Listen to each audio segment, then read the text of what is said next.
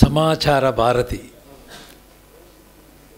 దేవర్షి నారద మహర్షి ఈ పదాలను సర్వసాధారణంగా మనకు బయట ఎక్కడ వినిపించవు. ఇవి నారద మహర్షి అంటే ఎవరు అనేటువంటి పరిస్థితులను కూడా మనం చూస్తూ ఉన్నాం. సమాచార భారతిలోనే దాని అర్థం నిగూఢమై ఉన్నది, మనందరికీ తెలుసది. అయితే ఇది ఎందుకు ప్రారంభించాల్సి వచ్చింది అనేటువంటిది ముఖ్యమైనటువంటి విషయం. దాదాపుగా 25 ఏళ్ల క్రితం ఈ సమాచార భారతి అనేటువంటి సంస్థను ప్రారంభించడం జరిగింది.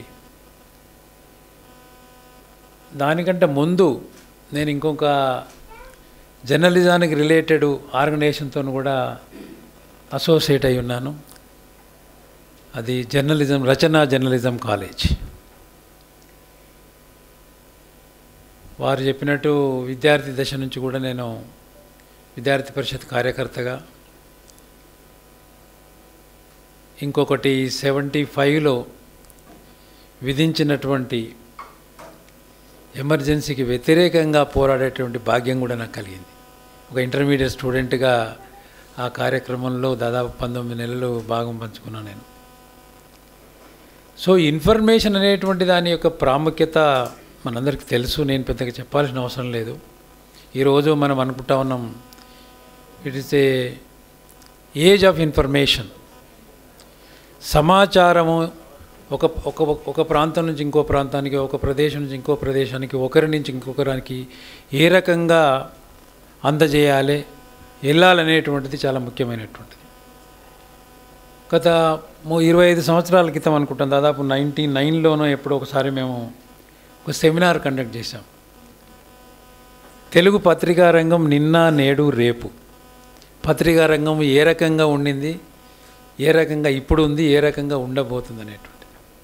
Really today it is a revolution in the field of communication. ఈ రెవల్యూషన్ అంటే వేరే విప్లవం కాదు. ఈ రెవల్యూషన్ పీరియడ్లో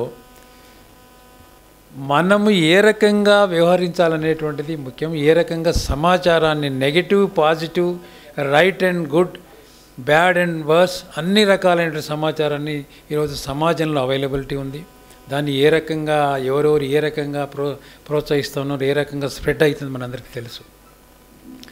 ఒకనాడు పత్రిక కృష్ణారావు గారు, ఇంకా నాకన్నా వారు చాలా సీనియరు, పేపర్ అనేటువంటిది దొరకడమే చాలా భాగ్యంగా ఉండేది.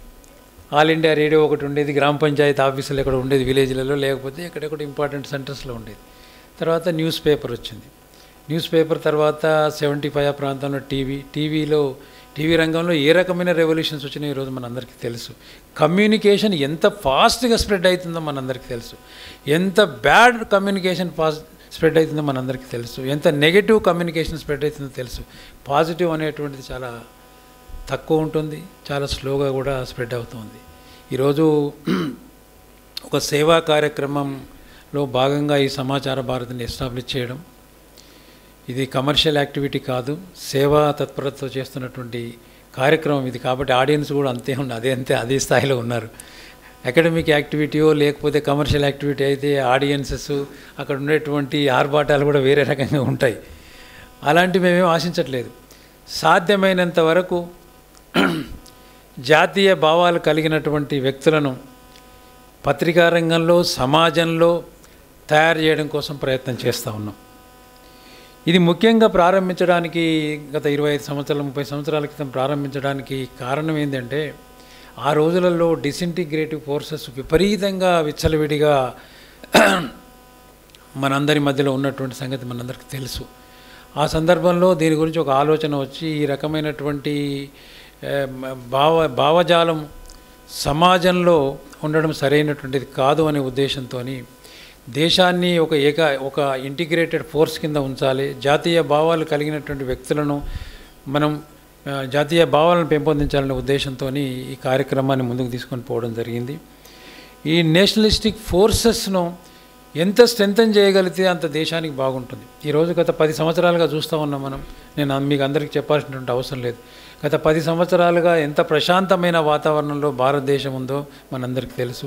ఈ ప్రశాంతమైనటువంటి వాతావరణాన్ని ప్రపంచాన్ని కూడా ఆశ్చర్యపరుస్తుంది. అరే, భారతదేశం ఈ రకంగా అయిపోయింది, ఈ రకంగా కనుక అయిపోతే మన పరిస్థితి ఏందనేటువంటిది. అమెరికా లాంటి దేశాలు కూడా చెవులు కొరుక్కుంటున్నారు, ఏంది మన పరిస్థితి. ఒకవేళ ఈరోజు భారతదేశం ఇదే రకంగా డెవలప్ అవుతూ పోయినట్టయితే, ఇదే రకంగా ప్రశాంత వాతావరణం ముందుకు పోయినట్టయితే మనం ఎక్కడికి పోతామనేటువంటి పరిస్థితులు వాళ్ళు ఉన్నారు. దానికి కారణం ప్రశాంతమైనటువంటి వాతావరణాన్ని నెలకొల్పడం, జాతీయవాదం యొక్క అంశాలు సమాజంలో రోజు రోజుకు పెరుగుతూ పోవడం అనేటువంటిది ముఖ్యమైనటువంటి విషయం. ఆ కార్యక్రమాన్ని చేయాలనే ఉద్దేశంతోనే ఈ జాతి సమగ్రత కోసం, జాతీయ సెక్యూరిటీ కోసం ఈ భావాలను పెంపొందించాలనే ఉద్దేశంతో సమాచార భారత్ అనేటువంటి ఆర్గనైజేషన్ను స్టార్ట్ చేశాం. దీని యొక్క మోడ్ ఏంటి అని అంటే మీడియాను సెలెక్ట్ చేసుకోవడం జరిగింది. మీడియా ద్వారా ఈ కార్యక్రమాలను ముందుకు తీసుకొని పోవాలి. ఎంత ఫాస్ట్గా తీసుకుపోయేటువంటి శక్తి ఉన్నటువంటిది మీడియానే కాబట్టి మీడియా ద్వారా తీసుకుపోవాలనేటువంటి ఉద్దేశంతో మీడియాను మనం సెలెక్ట్ చేసుకోవడం. దానిలో భాగంగానే యంగ్ జర్నలిస్టులను ఎంకరేజ్ చేయాలి. జర్నలిస్టులను జాతీయ భావం వైపు తీసుకొని తిప్పాలి. అసలు వాట్ ఈజ్ యాక్చువల్లీ నేషనలిజం అనేటువంటి సరైన పర్స్పెక్టివ్ని తెలియజేయాలనే ఉద్దేశంతో ఈ నారద జయంతి అనేటువంటి కార్యక్రమాన్ని ప్రతి సంవత్సరం ఏర్పాటు చేస్తూ పత్రికా రంగంలో లేకపోతే ఎలక్ట్రానిక్ మీడియాలో మొత్తం ఎంటైర్ మీడియాలో పనిచేస్తున్నటువంటి ప్రముఖులను గుర్తించి వారికి సన్మానం చేసేటువంటి కార్యక్రమం, అవార్డు ఇచ్చేటువంటి కార్యక్రమాన్ని గత 20 సంవత్సరాలుగా చేస్తూ వస్తూ ఉన్నాం. దానిలోనే భాగంగా ఈ సమాచార భారతి అనేటువంటి ఆర్గనైజేషను విశ్వ సంవాద్ కేంద్ర అనేటువంటి ఒక కేంద్రాన్ని స్థాపించింది. దాని ద్వారా జర్నలిస్టుతో కలిసి పనిచేయాలి. ఈ ఫీల్డ్లో ఉన్నటువంటి జర్నలిస్టుతో కలిసి పనిచేసి జాతీయ భావాలను స్ప్రెడ్ చేయడం. రెండవది లోకహితం. మనందరికీ తెలుసు, ఈ లోకహితం అనేటువంటి పత్రిక గురించి భాగ్యనగరంలో పెద్దగా ఎక్కువ తెలిసి ఉండకపోవచ్చు. ఎందుకంటే ఈ లోకహితం అనేటువంటి పత్రికను గ్రామీణ ప్రాంతాలలో ఇంటీరియర్ విలేజెస్కు జాతీయ భావాలతో ముందుకు తీసుకొని పోవడానికి ప్రయత్నం చేస్తాను. మ్యాక్సిమం విలేజెస్కు ఈ లోకహితం పత్రిక ఈరోజు రీచ్ అవుతుంది. చిన్న పత్రిక అది, 6 పేజీలు ఉంటుంది, అంతకన్నా పెద్ద 8 పేజీలు ఉంటుంది, అంతకన్నా చిన్న బుక్లెట్ లాంటి పత్రిక అది. కానీ దాని చిన్నదైనప్పటికీ మెసేజ్ అనేటువంటిది ఒక పవర్ఫుల్ మెసేజ్ దాని ద్వారా స్ప్రెడ్ చేయడానికి ప్రయత్నం చేస్తూ ఉన్నాం. దాంతోపాటు కాకతీయ సామ్రాజ్యం గురించి మనం విన్నాం. సో ఈ కాకతీయుల సామ్రాజ్యం ఆ పేరు మరుగున పడిపోయింది. అక్కడక్కడ కాకతీయ యూనివర్సిటీ అనేది వాడుతూ ఉంటారు. సో కాకతీయ ఫిలిం ఫెస్టివల్ అనేటువంటి ఒక కార్యక్రమాన్ని నిర్వహిస్తూ ఉన్నాం. దీని ద్వారా సినిమా రంగంలో యంగ్ ప్రొడ్యూసర్స్ కానీ, డైరెక్టర్స్ కానీ, టాలెంటెడ్ యాక్టర్గా ఉన్నటువంటి వాళ్ళు ఎవరుతున్నారో వాళ్ళ టాలెంట్ను ఎంకరేజ్ చేయడం కోసము చిత్రభారతి అనేటువంటి సంస్థ ద్వారా కాకతీయ ఫిలిం ఫెస్టివల్ను కూడా ఎవ్రీ 2 ఇయర్స్కు 3 ఇయర్స్కి ఒకసారి ఏర్పాటు చేస్తూ యంగ్ డైరెక్టర్స్, ప్రొడ్యూసర్స్ని ఎంకరేజ్ చేస్తూ ఉన్నాం. దాంతో ముఖ్యంగా దానికి ఎంచుకున్నటువంటి థీమ్ ఏంటి అంటే సోషల్ హార్మోనీ. నేను స్టార్టింగ్లోనే డిసింటిగ్రేటివ్ ఫోర్సెస్ గురించి చెప్పాను. నేను సోషల్ హార్మోనీని పెంపొందించడం కోసం ఈ మన ఈ కాకతీయ ఫిలిం ఫెస్టివల్ ద్వారా స్మాల్ ఫిలిమ్స్, లఘు సినిమాలను ఎంకరేజ్ చేస్తూ ఆ కార్యక్రమాన్ని కూడా సమాచార భారతి ద్వారా ఆ కార్యక్రమాన్ని చేపడుతూ ఉన్నాం. దాంతోపాటు ఒక లిటరరీ ఫెస్టివల్ను కూడా ఏర్పాటు చేస్తే బాగుంటుంది. హైదరాబాద్ బుక్ ఫెయిర్స్ అనేటువంటి చాలా జరుగుతూ ఉన్నాయి.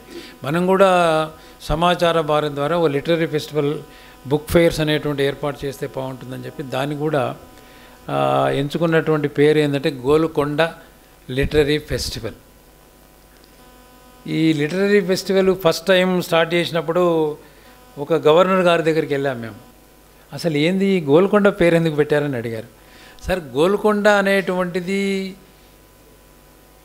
కుతుబ్ షాహీ వంశస్థులు ఎవరు కట్టించారనేటువంటిది ప్రచారంలో బాగుంది. అది కాదది, అది కట్టించినటువంటి వాళ్ళు వేరే వాళ్ళు ఉన్నారు. కాబట్టి అందుకే ఆ పేరును ప్రాచుర్యంలోకి తీసుకురావడానికి ఉద్దేశంతో గోల్కొండ లిటరరీ ఫెస్టివల్ స్టార్ట్ చేసాం. హైదరాబాద్లో ఇప్పటికి 2 సార్లు అయింది. ఒకటి కావాలని ఓల్డ్ సిటీలో ఒకటి పెట్టాం, ఇంకోటి న్యూ సిటీలో నారాయణగౌడ కేశవ్ మెమోరియల్లో 2020 నవంబర్లో ఏర్పాటు చేయడం జరిగింది. తర్వాత ఈ మీడియాలో ముఖ్యంగా సోషల్ మీడియా ఏ రకమైనటువంటి పాత్రను పోషిస్తుందో మనందరికీ తెలుసు. ఎంత స్పాంటేనియస్గా అసలు న్యూస్ ఏ రకంగా స్ప్రెడ్ అవుతుందో మనందరికీ తెలుసు. దానిలో నిజం ఎంత ఉందో తెలియదు, అసలు అబద్ధం ఎంతో తెలియదు, ఏది నిజమో ఏది అబద్ధం అనేది అర్థం కాని పరిస్థితి. అదే రకంగా మార్పింగ్ కూడా చూసాం ఈ మధ్యన ఎలక్షన్ పీరియడ్లో ఏ రకంగా మార్పింగ్ చేసి ఒకదాని కూడా ఉన్నది లేనట్టు లేనిది ఉన్నట్టుగా చేసినటువంటి సంఘటనలు కూడా మనం చూస్తాం. కాబట్టి ఇలాంటి న్యూస్ కూడా బాగా స్ప్రెడ్ అవుతుంది. అందుకే మీడియా వర్క్షాప్స్ కూడా చాలా ఆర్గనైజ్ చేస్తాము. సోషల్ మీడియా సంగమాలు కూడా సపరేట్గా ఆర్గనైజ్ చేస్తూ ఈ మాకు తోచినటువంటి స్థాయిలో ఒక చిన్న స్థాయిలో ఈ కార్యక్రమాన్ని ప్రారంభం చేశాం. గత 20 సంవత్సరాలుగా ఈ కార్యక్రమాలు నడుస్తూ ఉన్నాయి.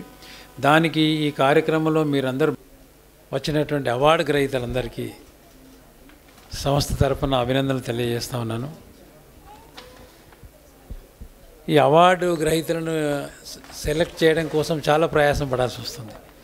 కొంతమంది జర్నలిస్టులు పనిచేస్తున్నట్టు సంస్థను దృష్టిలో పెట్టుకొని, సార్ మాకు ఈ అవార్డు వద్దు సార్, ఇంకొన్ని రోజులు సర్వీస్ ఉంది నాకు అనేటువంటి పరిస్థితి ఇంకా ఉంది, వాతావరణం ఉంది.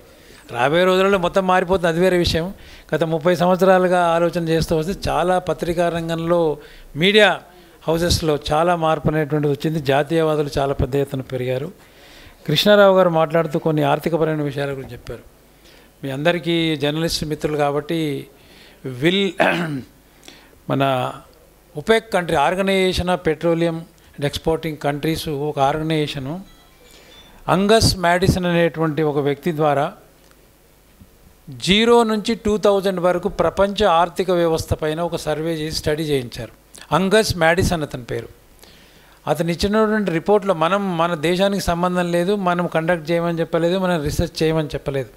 అతను ఇచ్చినటువంటి ఆ బుక్ చాలా పెద్ద ఎత్తున బుక్ వచ్చింది, 2000 రూపాయలే ఉంది ఆ బుక్. అది అవైలబుల్ ఉంది, మార్కెట్లో అవైలబుల్ కూడా ఉంది. ఆ బుక్లో రాశాడు అతను, ఈ దేశాన్ని ఇన్నిసార్లు కొల్లగొట్టినటువంటి రకరకాలైనటువంటి దండయాత్రలు చేసినటువంటి వాళ్ళు ఎవరైతే ఉన్నారో వాళ్ళు రాకముందు వచ్చిన తర్వాత ఏ రకంగా పతనమైతూ వచ్చింది, ముఖ్యంగా బ్రిటిషర్స్ వచ్చిన తర్వాత ఈ దేశం యొక్క ఆర్థిక వ్యవస్థ ఏ రకంగా పతనమైతూ వచ్చిందో చాలా క్రిస్టల్ క్లియర్గా దాంట్లో ఎక్స్ప్లెయిన్ చేశారు. ఆ రోజు బ్రిటిషర్స్ రాకముందు జీడిపిలో ప్రపంచ జీడిపిలో భారతదేశ పరిస్థితి 26, మనము చైనా ఇద్దరం 28, 26లో ఉన్నాం. అల్టిమేట్గా బ్రిటిషర్స్ ఇక్కడి నుంచి వెళ్ళేసరికి ప్రపంచ జీడిపిలో మన కాంట్రిబ్యూషన్ అనేటువంటిది 0.1%కి వెళ్ళిపోయింది. అంటే ఏ రకంగా భారతదేశాన్ని దోచుకొని పోవడానికి వాళ్ళు ప్రయత్నం చేసి ఏ రకంగా దోపిడీ చేశారనేటువంటి విషయాన్ని మీ అందరి ముందు చెప్పడానికి ప్రయత్నం చేస్తూ ఉన్నాను నేను. ఆ బుక్ అనేటువంటిది మనం తీసుకున్నట్టయితే భారతదేశం ఒకప్పుడు ఏ రకంగా ఉండింది, ఏ రకంగా మారిపోయింది, ఎందుకు ఈ రకంగా మారింది, మనలో ఉన్నటువంటి యూనిటీ గురించి వారు చెప్పారు. డిస్యూనిటీ అనేటువంటిది ఏ రకమైనటువంటి పరిస్థితులకు దారి తీసిందో చెప్పాలనే ఉద్దేశంతో మరొకసారి మేము చెప్తాను. దాంతోపాటు విల్ దురంత్ అనేటువంటి ఇంకొక అమెరికన్ ఫిలాసఫర్ ఇండియా గురించి చాలా బాగా రాశారు, ఇండియన్ కల్చర్ గురించి. ఆ పుస్తకాన్ని కూడా మనం మార్కెట్లో బాగా పెద్ద ఎత్తున అవైలబుల్ ఉంది, దాన్ని కూడా మీరు అందరూ చదవాలని చెప్పి మరొకసారి కోరుకుంటూ ఈనాడు అవార్డు గ్రహీతలందరినీ ఇప్పుడే చెప్తాను. The case for India, right, the case for India, Will Durant book. ఆ 2 పుస్తకాలు చదవడం కూడా అవసరం కూడా మనకు. ఎందుకంటే మన చరిత్ర ఏందనేటువంటి మనం తెలుసుకోవడం కోసం ప్రయత్నం చేయాల్సిన అవసరం ఉంది. మనకు వేరే సంస్థలు కూడా చాలా స్టార్ట్ చేసాం మనం. సెంటర్ ఫర్ విల్ దురంత్ ఒకటి, OPEC countries organisation of petroleum exporting country, Angus Madison అతని పేరండి. వరల్డ్ ఎకానమీ మీద సర్వే చేశాడు అతను మొత్తం. సో ఇలాంటి లిటరేచర్ మార్కెట్లో చాలా పెద్ద ఎత్తున అవైలబుల్ ఉంది. దాంతోపాటు ఇంకొక సంస్థను కూడా ప్రారంభం చేసాం, centre for south Indian studies అని చెప్పి. ఇక్కడ రిలవెంట్ అవునో కాదో కానీ ఆయన చెప్తాం, దాంతో నేను అసోసియేట్ అయినాను. ఆ centre for south Indian studies ద్వారా కూడా మరుగున పడినటువంటి చరిత్రను బయటికి తీయడానికి ప్రయత్నాలు చేస్తూ ఉన్నాం. ఆ ప్రయత్నంలో మీ అందరి సహాయ సహకారాలు కూడా అవసరం అని చెప్పి కోరుకుంటాం. ఎందుకంటే చాలామంది నాకే ఆశ్చర్యం వేస్తుంది, ఈ రకమైనటువంటి చరిత్ర మనకు ఎందుకు తెలియలేదు ఇన్ని సంవత్సరాలు అనేటువంటిది ఆశ్చర్యం వేస్తూ వస్తుంది. మన చరిత్రను మనమే నాశనం చేసుకుంటూ పోయినాం, మరుగున పడేసుకుంటూ పోతూ వస్తున్నాం. కాబట్టి అవన్నింటినీ బయటికి తీయాల్సిన సమయం ఆసన్నమైంది. నేను యూనివర్సిటీ సిస్టంలో, ఎడ్యుకేషన్ సిస్టంలో ఉన్నాను కాబట్టి గత కొన్ని సంవత్సరాలుగా చూస్తూ ఉన్నాను. జవహర్లాల్ నెహ్రూ యూనివర్సిటీ అనేసరికి అదొక ఫోర్టు, ఏ రకమైన ఫోర్ట్ అనేటువంటిది అందరికీ తెలుసు. దానిలో ఈరోజు ప్రక్షాళన గత 10 సంవత్సరాలుగా చాలా పెద్ద ఎత్తున ప్రక్షాళన జరిగింది. ఇంకా జరగబోతుంది. రాబోయే కొద్ది సంవత్సరాలనే మొత్తం నార్మల్గా అయ్యేటువంటి పరిస్థితి వస్తుంది.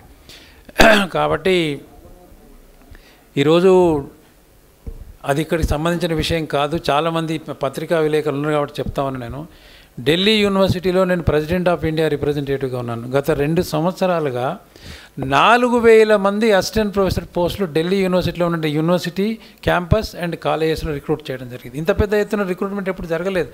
ఎందుకో పెండింగ్ పెడుతూ వచ్చారు. అండ్ చాలా వరకు జాతీయవాదులైనటువంటి విద్యావేత్తలు రావడం జరిగింది. పరిస్థితులు మారుతూ ఉన్నాయి. మన యొక్క సహాయ సహకారాలు, మన యొక్క సపోర్ట్ కూడా అవసరం. కాబట్టి మీ అందరూ రాబోయేటువంటి రోజులలో ఈ సంస్థలు ఏవైతే ఉన్నాయో ఈ సంస్థలన్నింటినీ ఇంకా స్ట్రెంథెన్ చేయడానికి మీ సహాయ సహకారాలు కావాలని చెప్పి, ఇంకా యంగ్ జర్నలిస్టులను ఎంకరేజ్ చేయడం కోసం ఇంకెన్నో కార్యక్రమాలు ఈ సంస్థ ద్వారా తీసుకోవడం కోసం మీ సపోర్ట్ కావాలని చెప్పి కోరుకుంటూ ఈ సమావేశానికి వచ్చిన మీ అందరూ